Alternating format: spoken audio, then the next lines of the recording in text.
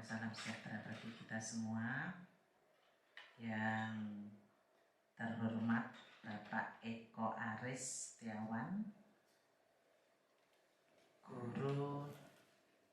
calon guru penggerak SMA Negeri 1 Wonogiri, Bapak Ibu Guru SMA Negeri 1 Wonogiri. Pada kesempatan ini akan dilaksanakan diseminasi CGP, yaitu aksi nyata budaya positif, tak bermaksud menggurui tapi sekedar sharing dan menyatukan persepsi. Ya, Bapak Ibu yang saya hormati, memang kegiatan calon guru penggerak ini sangat baik nih, karena memang dibutuhkan atau diharapkan ada ide-ide baik yang bisa menggerakkan organisasi sekolah, sehingga organisasi sekolah bisa membentuk budaya belajar secara maksimal. Kegiatan belajar mengajar tidak hanya di dalam kelas, juga bisa dilaksanakan di luar kelas, dan Bapak Ibu calon guru penggerak ini bisa menggunakan model pembelajaran kreatif dan inovatif. Dan saya percaya bahwa pembekalan yang sudah dilakukan atau diikuti selama ini akan memberikan pemahaman bahwa di sekolah itu untuk maju memang butuh profil atau butuh kinerja dari para calon guru penggerak ini sebagai master, sebagai contoh. Dan harapan kami semakin banyak guru SMA Negeri 1 Wonogiri yang mengikuti program calon guru penggerak, karena dari sinilah nanti diharapkan akan lahir guru-guru kreatif dan inovatif yang tentunya semuanya bertujuan untuk menggerakkan organisasi untuk maju, semakin berprestasi dan semakin baik. Mungkin itu saja yang perlu kami sampaikan. Waktu sepenuhnya kami kembalikan ke Pak Eko Aris. Kurang lebihnya mohon maaf. Billahi taufiq wal hidayah. Wassalamualaikum warahmatullahi wabarakatuh.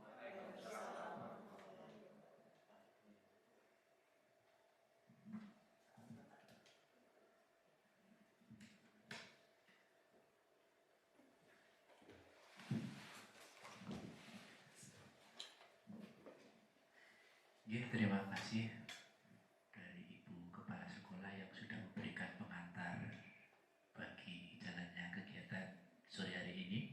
Sebelumnya, Assalamualaikum warahmatullahi wabarakatuh. Pada kesempatan hari ini, kami memberanikan diri untuk berbicara di depan panjenengan semuanya, menyampaikan informasi-informasi. Nggih, matur nuwun sepindah malih kepada Bapak Ibu guru, karyawan yang sampun kersa kempal di ruangan ini. Dengan penuh rasa hormat kami ucapkan selamat datang dan terima kasih. Dan sebelum kita mulai, alhamdulillahirabbil alamin, mari kita selalu berdoa mudah-mudahan apa yang telah kita perbuat sampai kapanpun selalu diberi kemudahan dan keselamatan. Amin. Kemudian untuk sore hari ini kami bermaksud untuk menyampaikan informasi-informasi yang sekiranya mungkin ada yang baru mengetahui atau mungkin ada yang sudah mengetahui. Dalam hal ini seperti yang saya slide-kan di awal, saya tidak bermaksud untuk menggurui Bapak Ibu semuanya. Kita hanya sekedar sharing saja, menyamakan persepsi, di mana endingnya nanti kalau kita persepsinya sama, maka untuk tujuan yang lebih besar, kemajuan di SMA Negeri 1 Wonogiri untuk mencapai level berprestasi akan dipermudah. Seperti itu. Jadi sudah malih, sekali lagi saya tidak bermaksud menggurui Bapak Ibu guru dan karyawan semuanya. Pada awal yang selama ini saya pelajari, ada beberapa materi yang sudah disampaikan dan itu semuanya bermuara pada Ki Hajar Dewantoro. Seperti yang ada di sini, mohon maaf izin untuk berdiri. Seperti yang di tampilan ini, pertama kali saya dikenalkan konsep yang luar biasa di grup penggerak ini yaitu adanya pendidikan nasional ala Ki Hajar Dewantoro. Saya mengatakan ala karena sebelumnya saya mendapat ilmu ini belum pernah. Mungkin sudah tapi tidak saya gagas kan itu. Tapi setelah masuk ke CGP sampai GP, ternyata ada pemikiran-pemikiran luar biasa yang perlu dan sangat kita dukung serta praktekkan di sekolah kita masing-masing. Dan di situ nanti akan dipertegas di poin nilai dan peran guru penggerak sampai pada visinya dan yang terakhir budaya positif. Nah, pada kesempatan sore ini saya akan khusus untuk menyampaikan budaya positif, mengingat ada beberapa hal yang kelihatannya saya mengatasnamakan saya pribadi selama ini ternyata tidak pas dalam melaksanakan sebagai tupoksi sebagai guru. Contohnya misalnya ada kasus seperti ini.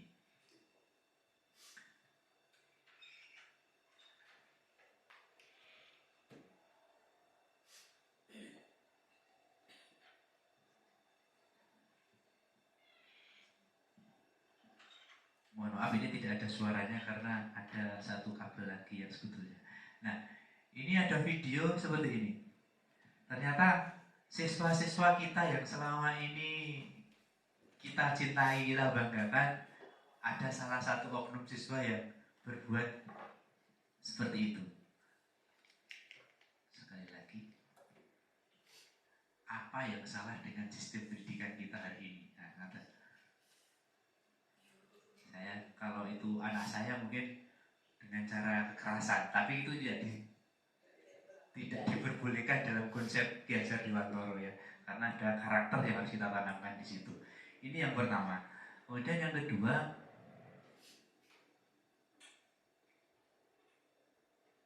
kalau tadi dari versi siswanya yang berbuat, yang ini yang kedua terlambat. Nah ini kelihatannya sudah penyakit menular yang ini ya. Apalagi saya mengaku di 11 bahasa itu penyakit ini selalu ada, bahkan membudaya kelihatannya. Tapi yang kita soroti bukan tingkah laku mereka, tapi yang kita soroti adalah bagaimana dengan masalah seperti ini. Nah, ternyata ada persepsi-persepsi yang selama ini saya salah, saya ya. Tapi kalau Bapak Ibu, saya yakin boten. Salahnya di mana?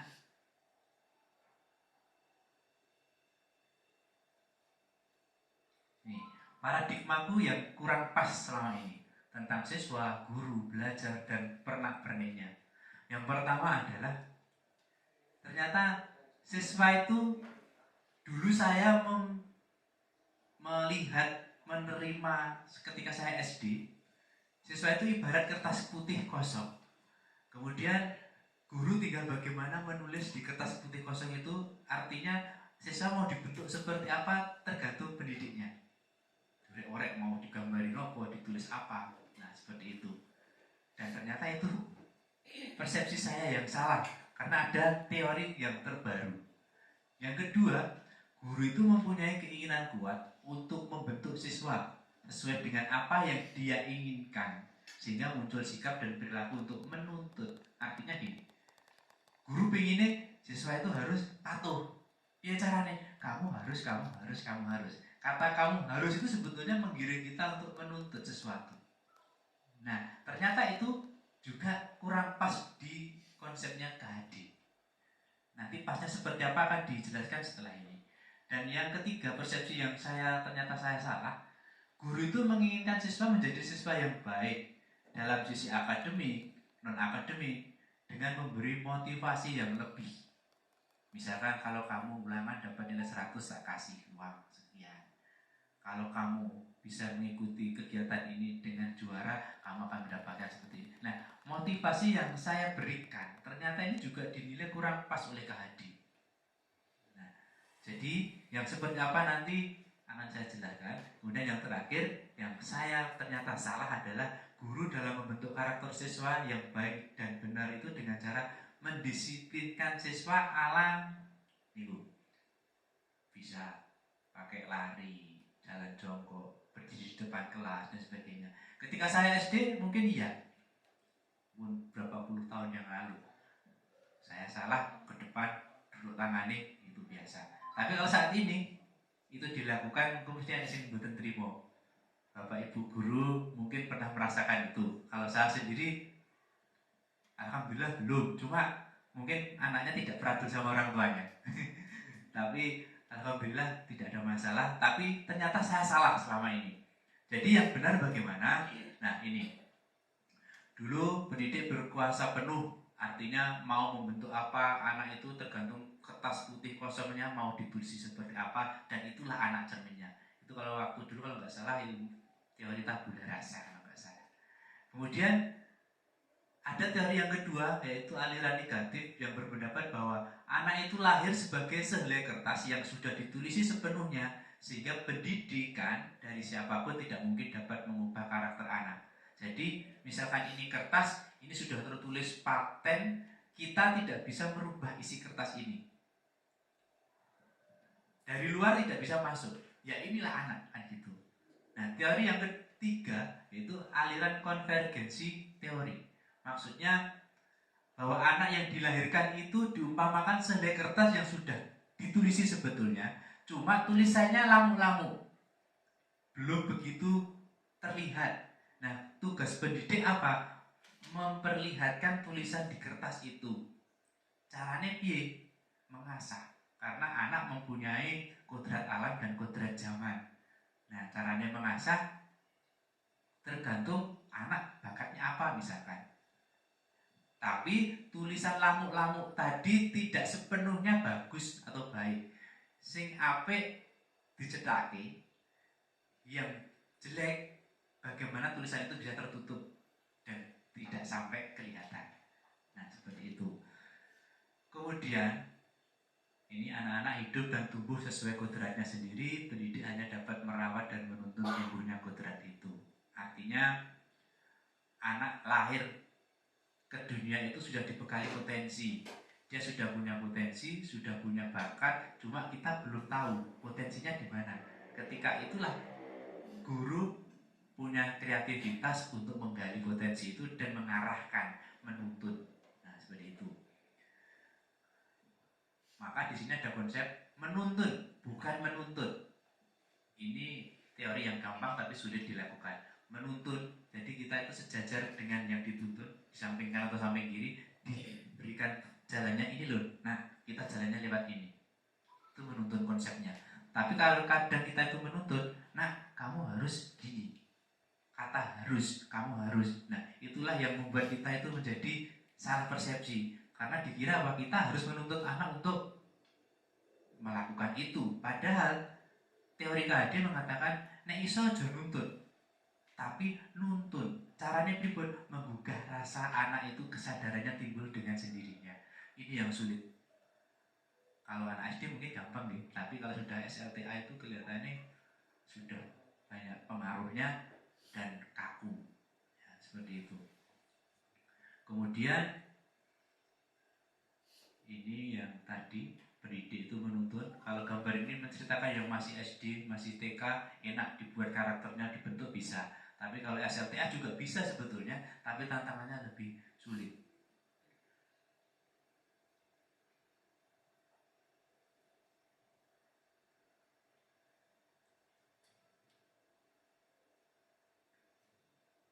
Nah, ini tadi saya katakan bahwa anak itu sebetulnya punya kodrat alam dan kodrat zaman.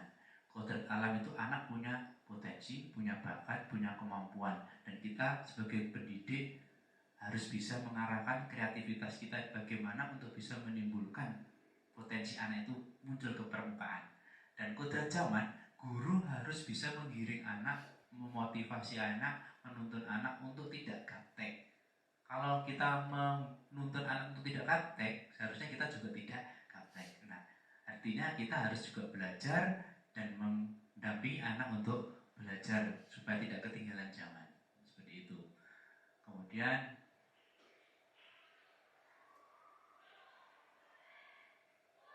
perlu diketahui bahwasanya pendidikan hanya tuntunan dalam hidup anak, tetapi perlu juga pendidikan berhubungan dengan kodrat keadaan dan keadaan setiap anak.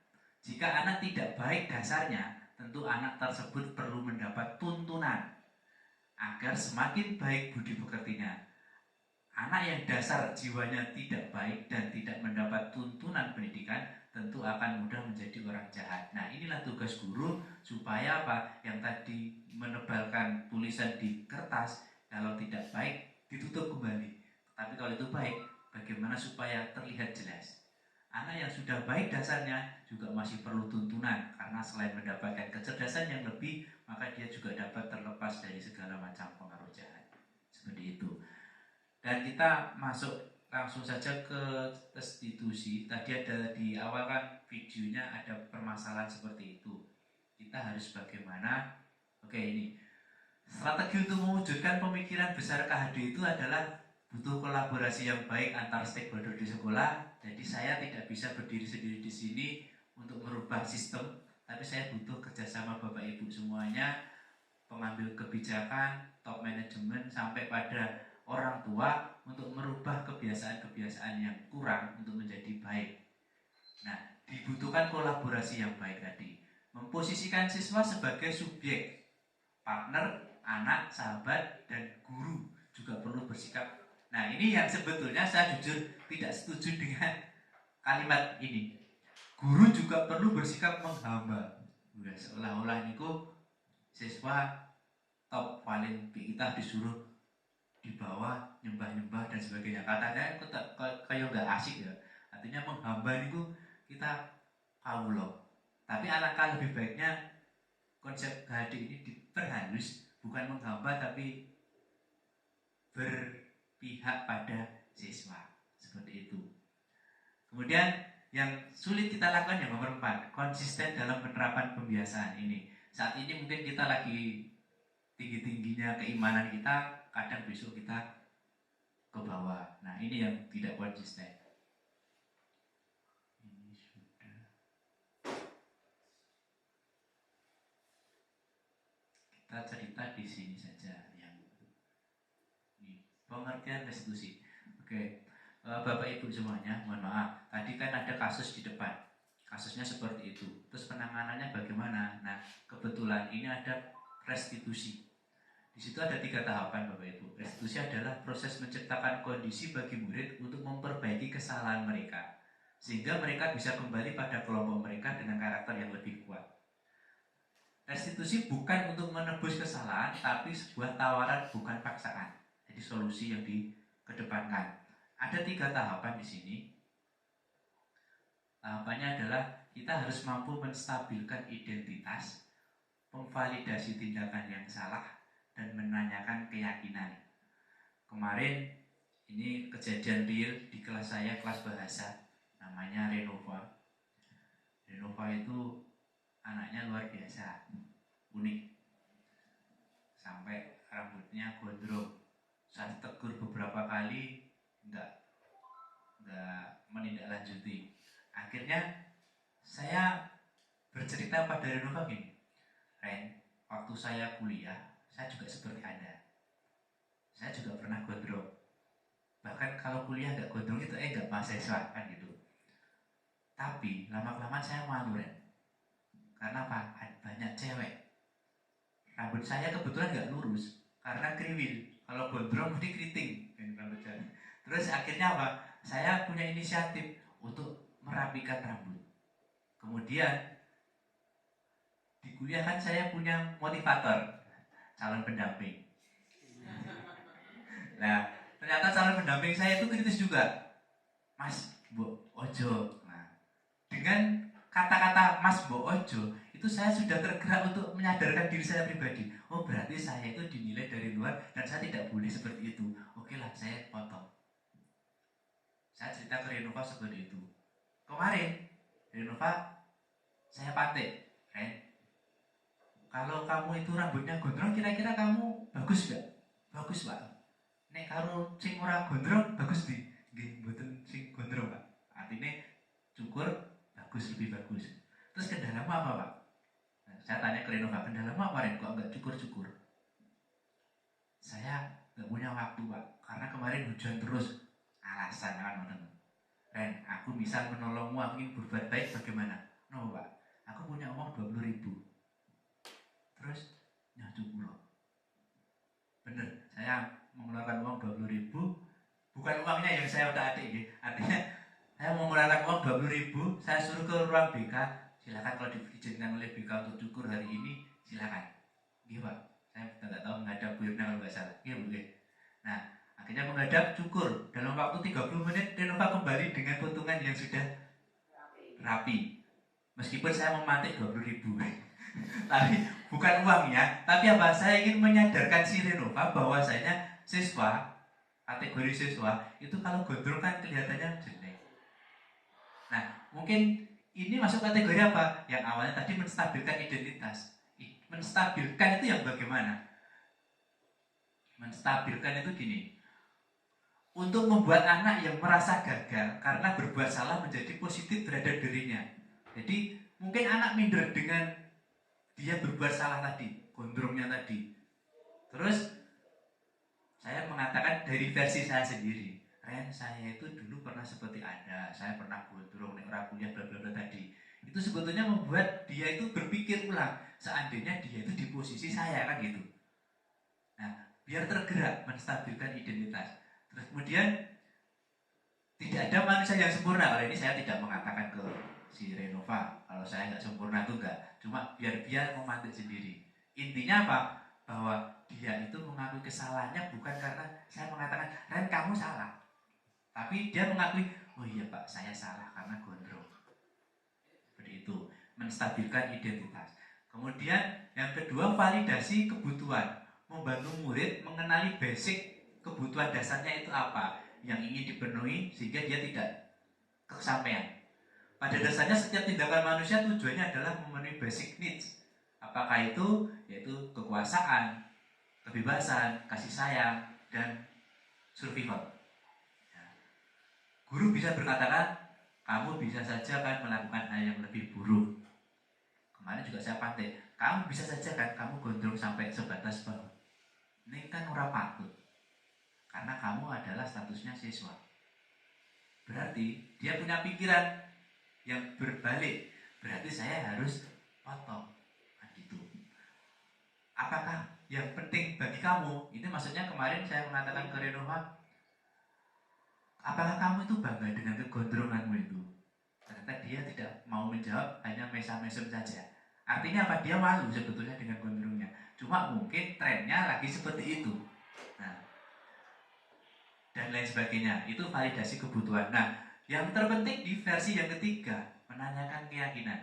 Dengan norma sosial dan nilai-nilai yang mendasari manusia berinteraksi dengan orang lain. Anak melihat kesalahannya dihubungkan dengan guru berkata. Nah, ini yang sulit. Poin ketiga itu, kita harus bisa menuntun anak bahwa dia itu ternyata kurang pas, dia itu keliru, dan akhirnya pengen memperbaiki. Ini yang saya akui, saya sampai hari ini juga kesulitan merubah mindset anak kelas 11 bahasa bahwa dia itu kurang pas. Mungkin saya butuh kolaborasi dengan guru yang lain. Jadi tidak hanya wali kelasnya, tapi guru-guru yang masuk ke kelas saya mungkin harus seperti itu. Ya. Jadi ini yang kurang pas. Jadi ketika tadi di video awal, video mana yang pertama HP ya. Kalau ada anak dileke nyambung HP malah modelnya seperti itu kayak nantang. Kalau analisis saya mengerasi anak itu, saya yakin patah. Artinya, kowe ki aja ngono, plek atau mungkin tak saut HP ini dan sebagainya, pasti dia akan cenderung melawannya kuat. Tapi kita harus pelan-pelan. Ini teori dan ini karena kesabaran yang dibutuhkan. Kadang saya nggak sabar, jujur. Kadang saya nggak sabar. Tapi kesabaran itu harus bisa memang harus benar-benar diwujudkan. Ya. Seolah-olah kalau kita masuk ke konfliknya di awal tadi, ngambil HP alon-alon tapi dengan kalimat yang bagaimana anak bisa memahami kalimat kita.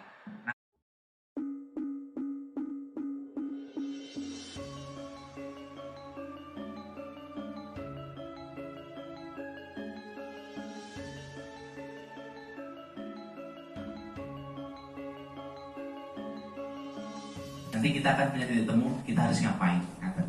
monggo Bapak Ibu yang mungkin mau menyampaikan hal atau bertanya atau memberikan suatu opini. Oke, Bu Afni. Tadi kan membahas tentang sertifikat restitusi. J. Di situ ada tiga langkah ya. Ye. Apakah 3 langkah itu dilakukan semua atau bisa memilih salah satu? Oh iya. Baik, ini ada pertanyaan yang luar biasa. Apakah teori-teori yang saya katakan tadi, saya sampaikan tadi harus dilakukan semua? Apakah hanya bisa sebagian saja? Kalau saya bicara idealnya seperti itu Ibu. Karena apa? Ada anak yang kita itu nggak tahu backgroundnya, hatinya, karakternya. Kalau kita kebiak-biak, nanti saya takutnya tindakan yang saya ambil tidak tepat, bahkan nanti bisa malpraktek. Ya, misalkan tak jupuk langsung kerasnya, itu malah anak minder. Nanti malah anak semakin minder atau apa sebangsanya itu. Tapi kalau saya ambil sisi yang lain, kelembutannya mungkin itu bisa jadi 3 langkah tadi. Idealnya memang harus dilakukan secara berurutan, idealnya. Tapi di kondisi-kondisi khusus itu memang tidak harus. Contoh, ngerti enek anak nganeng harapan padu gelut kamleng-kamlengan. Kan gak mungkin kita lembut terusan ya. Ngerti wong gelut terus kita lembut, ngerti malah kita itu piye kan pagu. Ya kita sedikit banyak harus keras, tapi kerasnya kan terukur. Misal wong gelut masa Mas, ampun gelut. Kita malah kena dhewe loh. Nah, kita juga harus keras tapi terukur. Tapi setelah itu kita flashback bisa kembali ke langkah awal tadi, terus kedua, baru ketiga lagi. Jadi tidak harus berurut, tapi setidaknya itu harus dilakukan semuanya. Seperti itu. Mungkin ada yang belum puas? Ini sepengetahuan saya saja loh Bu. Nanti kalau mau menambahkan monggo Bapak Ibu. Bapak Ibu, Ibu senyum, saya juga malu. Disenyumi mantan deh belum. Aduh, seangin namanya. Mau tanya tadi yang di awal ya Pak, itu tentang disiplin positif. Nah itu sebenarnya tujuannya mungkin secara umum gitu menurut panjenengan itu apa? Tidak ini Bu. Tujuan dari disiplin positif. Tujuan dari disiplin positif. Oke. Kalau kita mengarahkan ke disiplin positif, sebetulnya endingnya adalah kita akan membentuk seperti judul tadi, budaya positif. Budaya positif akan terwujud jika dilakukan disiplin positif. Bingung ya Bu ya? Bodoh, bingung. Enggak, maksudnya gini. Budaya positif akan terwujud jika kita benar-benar merefleksikan disiplin positif. Nah, caranya bagaimana? Bisa membuat motivasi anak secara intrinsik. Maksudnya intrinsik itu jangan sampai membuat anak itu motivasinya dia mau melakukan karena iming-iming, bijinya apik atau reward dan sebagainya. Tapi dia melakukan itu karena dia menghargai ada kesadaran dari dalam bahwa saya memang harus seperti ini. Nah, kalau seperti itu, sekolah akan mudah membangun budaya positif. Jadi dimulai dari disiplin yang positif, nanti akan masuk ke ranah budaya positif. Tapi teori itu akan hancur, musnah kalau hanya dilakukan per orang saja. Karena ini harus dilakukan kolektif kolegial, terorganisir. Kalau hanya menekankan itu tugasnya guru agama, guru CPKN, rampung, oke. Tapi harus semua gurunya seperti itu. Jadi tujuannya adalah ingin membangun budaya positif dengan melalui motivasi yang muncul dari dalam. Seperti itu. Mungkin Ibu Ening yang membedakan sendiri sahabatnya. Mohon izin sebelumnya izin bertanya ke Pak Aris. Di sini sebenarnya saya mengikuti kegiatan ini awam dengan istilah-istilah yang panjenengan sampaikan, terutama tentang istilah restitusi dan budaya positif itu sendiri. Nah, menurut Pak Eko Aris sendiri, Saya kan selaku guru olahraga Pak ya, tentunya di lapangan itu melihat tingkah anak-anak itu ya mungkin di luar seperti kebiasaan di kelas nih Pak. Menurut Pak Eko Aris sendiri, bagaimana cara dari saya sebagai guru olahraga itu untuk membangun budaya positif ketika anak-anak itu berolahraga? Pertanyaan yang bagus, jawaban yang bingung. Oke, ya, maksudnya gini. Langkah pertama tadi kan Anda harus mengenali dulu peserta didik Anda itu seperti apa. Gitu. Ini saya kira guru nggak begitu kesulitan ya dari sekian anak. Kalau satu anak mungkin nggak sulit, tapi kalau 1000 anak yang sulit. Artinya apa? Kita harus mengenali potensi anak. Oh, anak itu potensinya ini. Supaya arahnya nanti budaya positif bisa tercapai, maka kita harus bisa mendisiplinkan dia. Caranya bagaimana? Disiplin itu bisa melalui keteladanan. Nek jenengan mau ngakon, kowe kudu sregep melu pelajaranku.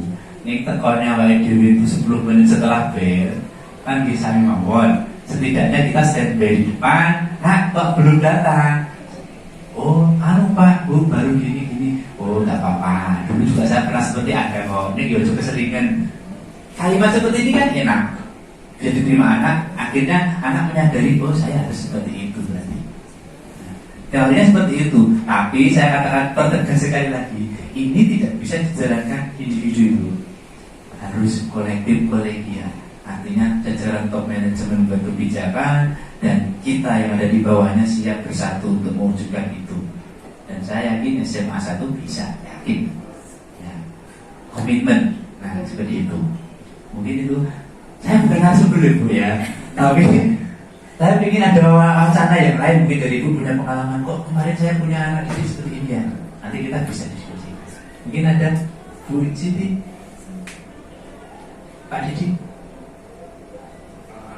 Saya cuma mau bertanya begini ya, saya pernah mengetahui seorang siswa yang mana dengan kelembutan kita untuk mengarahkan dia supaya berubah itu kadang-kala pada saat itu jawabannya ya, terus saat nanti dia ada ciri khas untuk mengurangi perbuatan ini. Nah, ini caranya bagaimana? Pertanyaan yang simpel tapi berat jawabnya. Itu saya alami Bapak sampai hari ini. Di depan saya anak mengatur kesalahan seperti itu. Jadi ada namanya istilahnya kesepakatan belajar dan keyakinan kelas. Nah, ini yang perlu kita terapkan di dalam kelas. Artinya kita membuat keyakinan kelas. Contoh, anak harus menghargai. Menghargai siapa? Siapapun. Tidak boleh ada yang mengatakan atau membuli pada siapapun. Karena ada yang kemarin itu anak mengatakan usul, terus diteriaki satu kelas, Bu. Saya mengatakan, berarti P5 kemarin gagal loh. Kok bisa lah? Nah, Anda nggak bisa menerima perbedaan. Temanmu mau berwacana, kok kenapa Anda menyurahiku? Oh, gitu, baru tahu dia. Jadi yang dipikirkan di sini tuh bayangan anak itu P5 yang kebinekaan itu yang berkelas, negoro dan sebagainya itu. Tapi sesimpel itu dia nggak pekarnya Kak. Nah, jadi yang pertama keteladanan, mawas diri, kesepakatan belajar dan keyakinan kelas. Menurut saya seperti itu. Mungkin yang lain mungkin bisa menambahkan Bapak Ibu. Kalau saya kurang jelas dalam memberikan materi, mohon maaf. Karena keterbatasan saya dan kita hanya sekedar sharing tadi.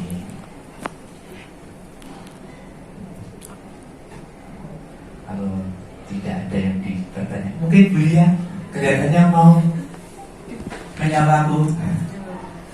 Tidak, saya tertarik dengan tadi istilah yang tren kesepakatan kelas.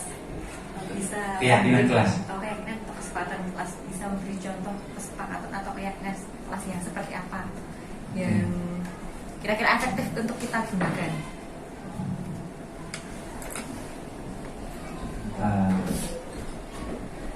Nah ini Bu, aduh ini enggak sampai. Saya upload di Facebook tuh Bu. Waktu itu ada tugas CGP, keyakinan kelas di kelas bahasa. Dan ini saya tulis berdasarkan kesepakatan anak-anak bahasa. Contoh, berakhlak mulia. Ada 1, 2, 3, 4. Tapi ini semua teori sebetulnya. Tapi harapannya kita bisa praktek. Jadi kita duduk di kelas menghadap siswa, negosiasi keyakinan kelasnya itu apa, kita mau ngapain, nah awalnya gitu. Belajar Pak, belajar itu berarti kita harus nyaman dulu ya. Iya Pak. Sekarang Anda punya keyakinan apa supaya belajarmu itu nyaman? Berarti kita harus saling menghargai Pak. Saya hanya memantik. Sekarang kita harus punya keyakinan apa supaya belajarmu nyaman. Ada satu siswa cewek mengatakan, berarti kita harus saling menghargai Pak. Oke, tak tulis di sini, menghargai di sini. Saya bukan di sini. Kemudian hasilnya nanti kalau sudah negosiasi selesai, hasilnya apa? Saya keluarkan ke forum. Nah, ini hasilmu. Keyakinan kelas ini kita harus komit ya. Komitmen. Anda komitmen, saya komitmen, kita lakukan bersama. Jika Anda salah, saya juga berhak mengingatkan Anda dengan baik. Saya salah, saya tolong diingatkan. Ini ada mencoro berdagangan itu ada hitam di atas putih bermaterai, misalkan gitu. Tapi ini kan keyakinan kelas. Jadi kita kumpul jadi satu, berbuk bareng, ben nyaman dan maksimal bagaimana? Nah, seperti itu. Jadi, kalau yang ini butuhnya banyak sekali masalah. Berarti itu dilakukan di awal. Di awal boleh, di tengah juga boleh, sepanjang anak menerima kita. Tapi kalau keyakinan di awal, maksudnya keyakinan ini dipaksakan ke anak, ya bisa sebetulnya, tapi saya yakin nggak maksimal nanti, karena anak merasa terpaksa. Itu mungkin tidak di tengah-tengah terjadi perubahan keyakinan. Bisa terjadi. Jadi mungkin sudah dirasakan di kelas itu kok nggak nyaman ya dengan seperti ini. Pak, ganti keyakinan kelas. Oke, yang penting gantinya ya jadi standarnya duduk banget kan gitu. Paling gini disedikitkan bagaimana. Atau mungkin kita turunkan ekspektasi kita lah. Ekspektasi kita kan kadang mulu-mulu gitu. Dur banget, kok anak kudu gini. Nek duduk ketika kita nggak sampai ekspektasi itu, kita kan nggak terlalu berat. Ya. Tapi dengan catatan anak dan kita itu sefrekuensi seperti itu. Baik, terima kasih Bapak Ibu semuanya yang telah meluangkan waktu pada sore hari ini untuk bisa mengikuti jalannya kegiatan diseminasi CGB dengan tema budaya positif. Bahwasanya yang kami sampaikan pada hari ini mungkin sangat berguna suatu saat, dan ini tidak akan tercapai jika hanya sendirian dilakukan. Kita butuh kolaborasi kolegial baik dari top manajemen maupun semua yang ada di sini, dan untuk mencapai visi-visi SMA Jatiwonogiri supaya mudah dilaksanakan dan diwujudkan seperti itu. Jadi kesimpulannya apa yang kita sampaikan hari ini sebagai referensi, sebagai sharing-sharing untuk menuju selangkah lebih maju dari sebelumnya seperti itu. Dan mungkin ada kurang lebihnya dalam saya mau menyampaikan, saya mohon maaf yang sebesar-besarnya, dan bisa kita diskusikan di luar sesi ini seperti itu. Terima kasih, kurang dan lebihnya saya mohon maaf. Assalamualaikum warahmatullahi wabarakatuh. Waalaikumsalam warahmatullahi wabarakatuh. Matur nuwun Bapak Ibu.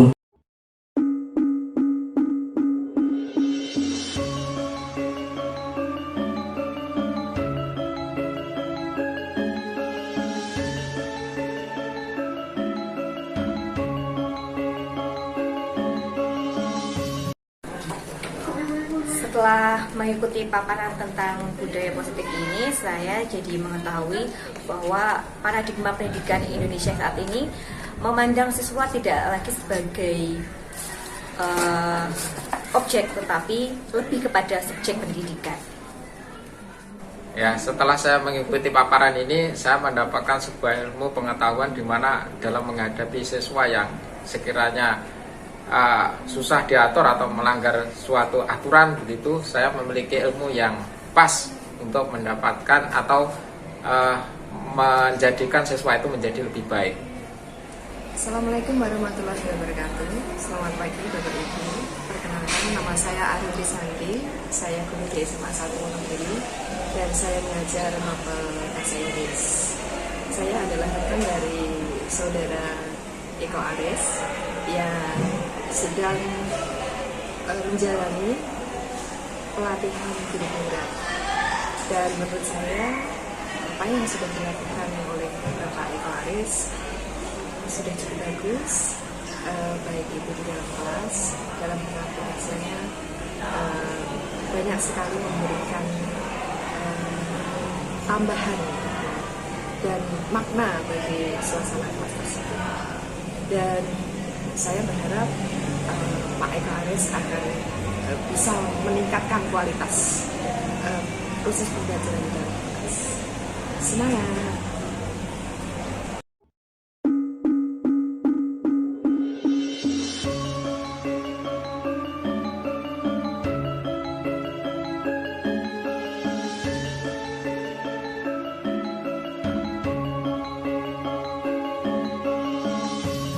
Terkait dengan pesan yang termuat dalam tahadits, intinya secara garis besar dosa guru di masa milenial menurut saya.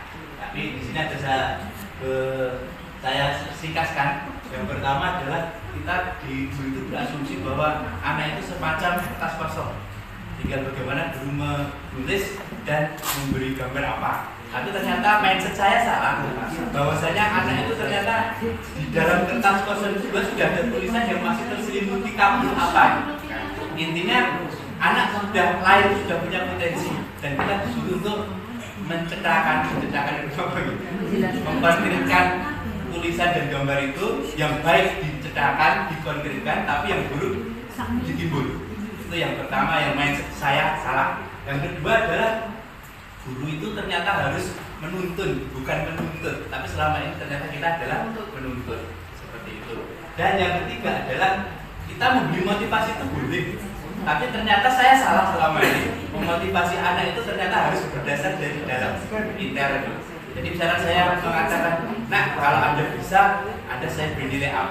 Ternyata menurut filosofinya tadi kita salah. Apalagi sampai, nah kalau Anda itu tidak, kalau Anda itu masuk rajin, nanti saya berikan reward, mungkin jadikan dan sebagainya. Itu ternyata salah. Jadi kita harus bisa memberikan motivasi dari dalam. Dan yang keempat adalah mendisiplinkan siswa. Ternyata tidak harus pakai kekerasan atau tidak langsung masa tunjuk dengan tidak beradab, seperti disuruh di depan, angkat kaki atau duduk barisan dan sebagainya. Itu ternyata salah. Jadi semuanya berasal dari hati. Seperti itu. Terima kasih.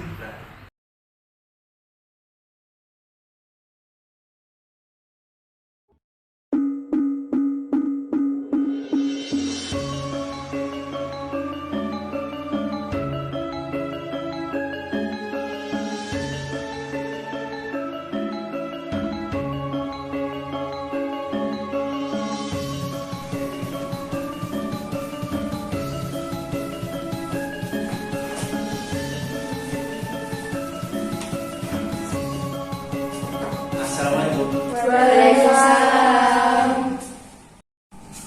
Kamu tadi dari luar tadi? Iya Pak.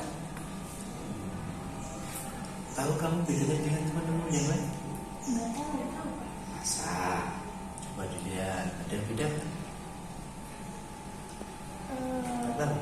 Nggak tahu Pak. Oke, saya jelaskan ya. Iya. Gak apa-apa toh? Nggak apa-apa Pak.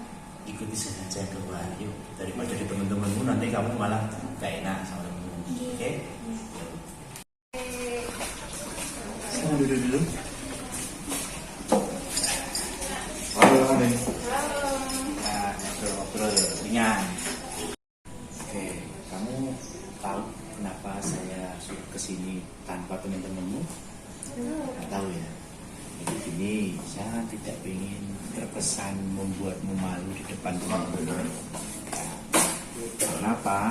Di sini kita akan membicarakan tentang keterlibatan. Dan apa itu? Kalau tadi saya melihat Anda dengan temanmu itu beda loh seragamnya, ya kan? Ini hari pramuka toh? Hari pramuka. Hari Jumat ya, seragamnya pramuka kan? Nah, kalau Anda tadi berjejer dengan temanmu yang lain, ada yang temanmu tadi pakai setengah leher dan sebagainya.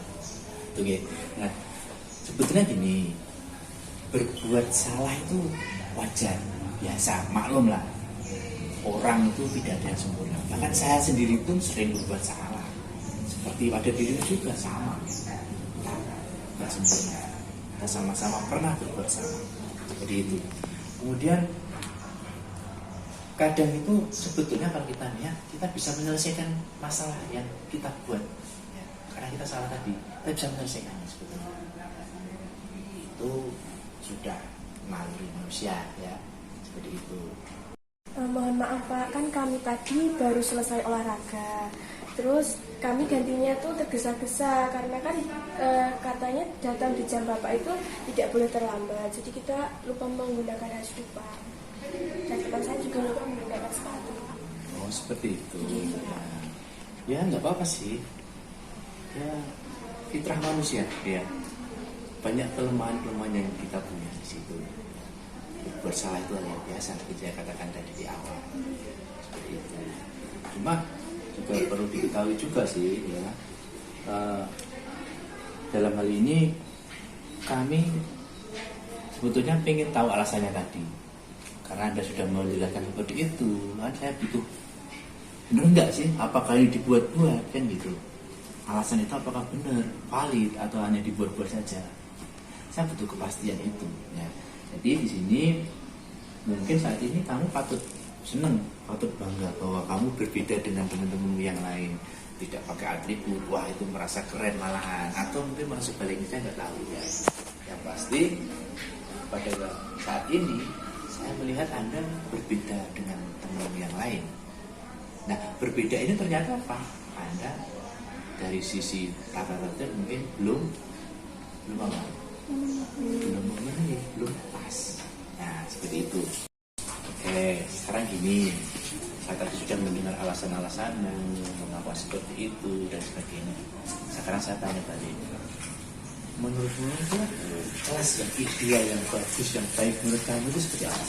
Kelas yang menurut saya bagus dan ideal itu aman, terus nyaman, teman-temannya itu bisa diajak musyawarah, terus baik, nggak memilih-milih gitu Pak. Oh gitu, itu bisa ya seperti itu ya.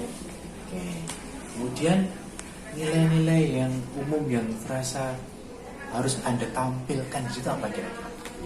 Nilai umumnya kalau menurut saya tuh kami sebagai siswa harus menaati peraturan, tata tertib agar kita juga maksudnya nggak kayak tadi Pak melakukan kesalahan. Berarti Anda sudah mulai sadar ya, melakukan kesadaran ya, melakukan kesalahannya sadar ya. Apa yang Anda kesalahannya sudah tanya di mana sudah tahu ya. Oke, sekarang gini, kamu sebetulnya tuh mau jadi apa tuh ke depannya? Pribadi yang lebih baik lagi, mentaati tata tertib lagi. Terus nanti lulus dari SMK ini bisa menjadi pribadi yang karakternya terbentuk. Ya, semoga cita-citamu bisa terkabul. Tapi harus dimulai dari apa? Disiplin dulu, tanggung jawab dulu. Kalau Anda sudah disiplin, tanggung jawab, insya Allah nanti kamu akan terkabul. Oke, karena Anda sudah menyadari kesalahan apa hari ini, Anda mau memperbaiki sanggupan. Mulai hari ini, silakan Anda nanti berpakaian seperti teman-teman yang tertib tadi dan seterusnya lakukan itu. Itu adalah hal yang positif membawa Anda ke depannya menjadi lebih baik lagi. Sanggup? Terima kasih ya. Oke, nggak perlu dibawa ke BK ya? Nggak usah ya. Oke, terima kasih. Sekarang bisa kembali ke kelas. Tapi nanti kalian masuk, Anda sudah komplit lagi ya? Oke, terima kasih.